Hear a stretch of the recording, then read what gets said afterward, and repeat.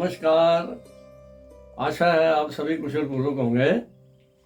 मेरा आज का विषय है मातृभूमि से प्रेम। हम जिस देश में पैदा हुए हैं उसे अपनी मातृभूमि कहते हैं। हमारा देश भारतवर्ष है और वह हमारी मातृभूमि है। हमारी मातृभूमि जो है वो सर्वोपरि है, राष्ट्र सर्वोपरि है। और कभी अपने देश पर अगर कोई संकट आए तो हमें जो है उसकी तन मन धन से सेवा करनी चाहिए और अपने प्राणों को निछावर करना पड़े तो भी कभी पीछे नहीं हटना चाहिए। तो एक कहानी सुनाता हूँ मैं इस बारे में। एक बार एक आदमी किसी जंगल से गुजर रहा था तो उसने देखा कि जंगल में आग लग चुकी है और धीरे धीरे वो आग बढ़ती जा रही है। वो आदमी चलता चलता है कि एक आम के पेड़ के पास से गुजरा। वो आम का पेड़ बहुत विशाल पेड़ था वो, तो उस पेड़ के नीचे भी आग लग चुकी थी और ऊपर की तरफ बढ़ रही थी। तो उसने ध्यान से देखा तो उसे उस पेड़ की एक शाखा के ऊपर दो पक्षी बैठे हुए नजर आए। तो बहुत हैरान हुआ।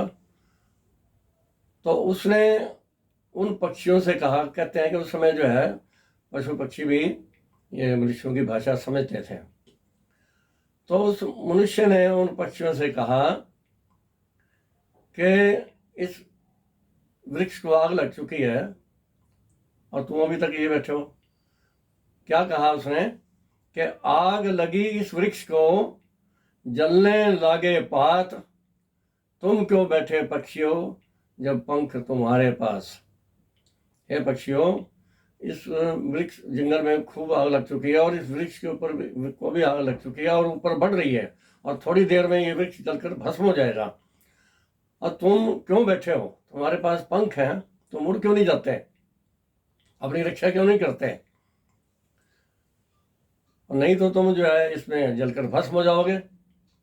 तो उन पक्षियों ने बड़े ही मर्म स्पर्शी, हृदय स्पर्शी शब्दों में कहा, फल खाए इस वृक्ष के गंदे कीने पात, अब धर्म हमारा यही है, जल मरेंगे इसके साथ।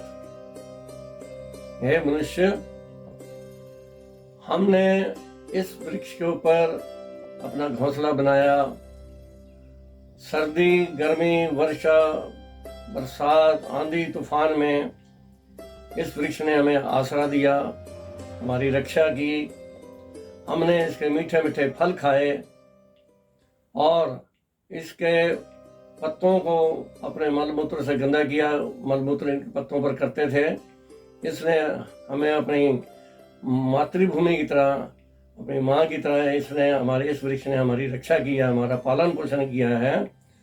तो अब इस संकट की घड़ी में हम इसको छोड़कर, यानी अपनी मातृभूमि को छोड़कर कहीं नहीं जा सकते।